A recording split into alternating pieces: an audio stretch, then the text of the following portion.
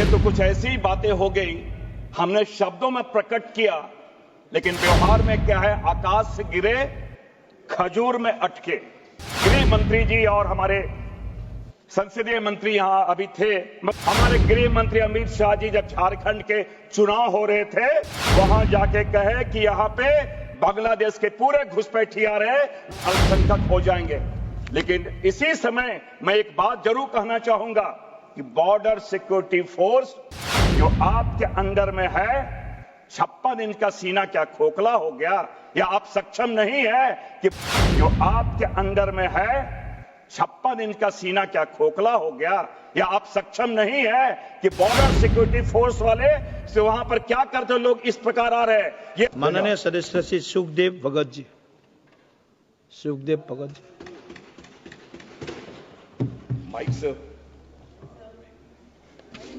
आगे नहीं है, लेफ्ट ओ सॉरी। धन्यवाद महोदय। इमिग्रेशन एंड फॉरेनर्स बिल 2025 में बहुत गंभीर चर्चा हो रही है और ये बहुत ही संवेदनशील और राष्ट्रीय सुरक्षा से जुड़ा हुआ मसला है अध्यक्ष महोदय।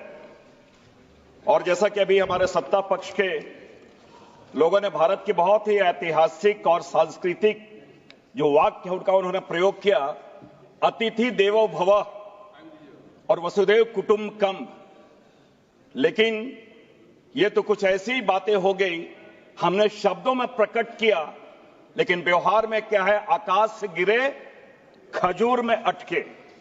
मैं इसलिए इस बात को कह रहा हूं कि इस बिल का उद्देश्य क्या था, एक समग्र रूप से प्रभावी ढंग से जो औपनिवेशिक युग के पुराने कानून को समाप्त कर संगठित और कड़े अप्रवासन तंत्र स्थापित करना। लेकिन जैसे हमारे मनीष तिवारी जी ने क्लॉजेस थे, क्लॉज 3 और क्लॉज 3(1) के बारे जो इन्होंने यहां पे बतलाया विशेषकर, और मैं उसके बारे में रिपीट नहीं करना चाहता हूं, लेकिन अध्यक्ष महोदय, आपने यहां पे औपनिवेशिक तंत्र से निकल के क्लॉज 3 में इमिग्रेशन ऑफिसर्स को क्या पावर दिया?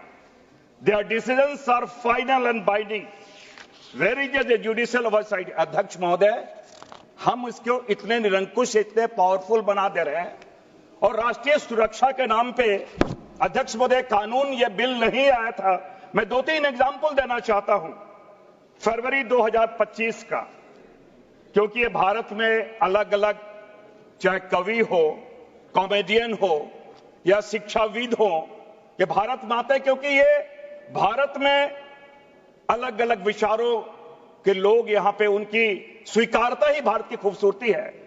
लेकिन फरवरी 2025 में इंडियन अमेरिकन जो सोशलिस्ट पॉलिटिशियन को केवल इसलिए रोक दिया गया, आपने रोक दिया इसे, क्योंकि इस आपके राजनीतिक विचार से ये मेल नहीं खाते थे।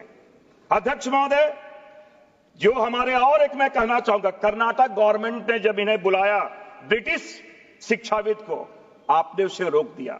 हम निश्चित रूप से राष्ट्रीय सुरक्षा, इसकी संप्रभुता के हम पक्षधर हैं, वो और कड़े कानून हो, लेकिन पॉलिटिकली अगर इस बिल का आप उपयोग करें तो कहीं न कहीं, इसलिए मैंने कहा आकाश से गिरे खजूर बैठके वाली स्थिति नहीं है। अध्यक्ष महोदय, सभापति महोदय, एक दो और मैं बात करना चाहूंगा। लगातार अभी हमारे गृह मंत्री जी और हमारे संसदीय मंत्री यहां अभी थे, मैं उनके बारे कहना चाहूंगा। मैं 2016 में किरण रिजिजू ने क्या कहा यहां पे, लगातार ये पॉलिटिकल भाषा मैं इसलिए कर रहा हूं कि ये इलीगल इमिग्रेंट्स की बात, ये लगातार बातें आती रही हैं। किरण रिजिजू ने 20 लाख के बारे इन्होंने कहा, और अमित शाह जी ने 40 लाख के बारे कहा कि ये घुसपैठिए यहां पे आ रहे हैं। हालांकि कोई सपोर्ट में कोई डेटा इन्होंने नहीं दिया। और तो और अभी सितंबर 2024 में हमारे गृह मंत्री अमित शाह जी जब झारखंड के चुनाव हो रहे थे, वहां जाके कहे कि यहां पे बांग्लादेश के पूरे घुसपैठिया रहे, लोग अल्पसंख्यक हो जाएंगे।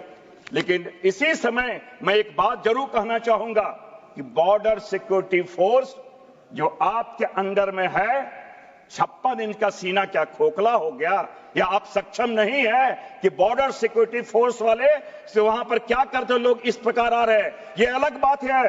सभापति महोदय, कि बॉर्डर सिक्योरिटी फोर्स और नेशनल क्राइम रिकॉर्ड ब्यूरो के जो उनके जो रिपोर्ट है, जो सरकारी संस्थान उनके जो रिपोर्ट है, जितने आए भारत में उससे ज्यादा यहां पे बांग्लादेश में गए, इतने राजनीतिक अस्थायी के बावजूद भी।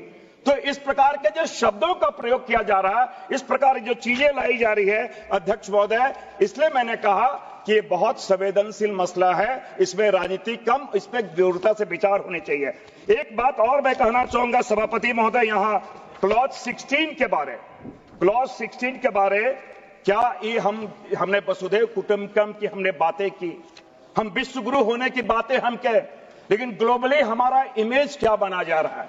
कोई भी जो हमारे लोग यहाँ पे पर्यटक आ रहे हैं, लोग यहाँ पे आ रहे हैं, उनको पहले ही हमने उन्हें बोल दिया कि ये भाई ऐसा इंप्रेशन जा रहा कि ये गिल्टी है, ये दोषी है, उन्हें प्रूफ करना है। क्या हमारी एजेंसी इतनी सक्षम नहीं है कि उन्हें देखे कि इलीगल वे में आ रहे हैं या जा रहे हैं। दूसरी एक बात और मैं कहना चाहूंगा कि ये आज निश्चित रूप से अभी हमारे लोगों ने यहाँ पे कहा तकरीबन 98 लाख हमारे लोग बाहर से आए, अलग अलग तरीके के मेडिकल स्टूडेंट्स हो या फिर आपके ये पर्यटक हो, ये लोग आए।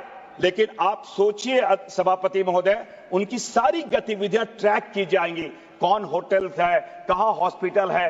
तो क्या इसके अगर हम नागरिक सुरक्षा की बात करते हैं और इस प्रकार की चीजें हम करें तो सभापति महोदय ये कैसे हम भारत को आगे ले जा पाएंगे।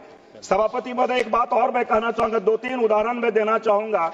जिस प्रकार यहां पे मैं आ रहा हूं, जिस प्रकार नाइजीरिया के लोगों का अफ्रीकन कंट्री के स्टूडेंट्स के साथ जिस प्रकार व्यवहार किया गया सभापति महोदय, क्या आप इस प्रकार के इमेज बनाना चाहते हैं। आज भी मैंने कहा, सही मनीष तिवारी जी ने कहा, जो सिटीजन की बात उन्होंने कही, मौलिक अधिकार की उन्होंने बात की, नागरिक सुरक्षा की जो बात है, नागरिक स्वतंत्रता की बात होती है, क्या हनन करके इस प्रकार की चीजें हम ले जाना चाहते हैं सभापति महोदय। अंत में सभापति महोदय एक बात मैं जरूर कहना चाहूंगा, बिल तो जैसा आपने दावा किया, बिल तो अच्छे हैं, लेकिन लागू करने वाले कितने सच्चे हैं, आपके नीति पे नहीं, आपके नियत पे महत्व रखता है। इसलिए मैंने कहा कि इसे आप उनको सारी चीजों को जेपीसी में भेजा जाए और बिंदुवार हर चीजों को, नागरिक की सुरक्षा, राष्ट्र की संप्रभुता, इसकी सुरक्षा, उन सारी चीजों को देखी जाए और ग्लोबली हमारा क्या इमेज बन रहा है उन चीजों को देखते हुए हम निर्णय लें। इसलिए मेरा आपसे अनुरोध है कि इसे जेपीसी में भेजा जाए। अध्यक्ष महोदय धन्यवाद। Thank you.